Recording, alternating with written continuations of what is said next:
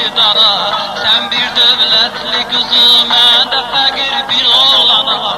Senin yerin yurdun var, ben bir avare çobana. Sen bir devletli kızı, ben de fakir bir oğlana. Senin yerin yurdun var, ben bir avare çobana.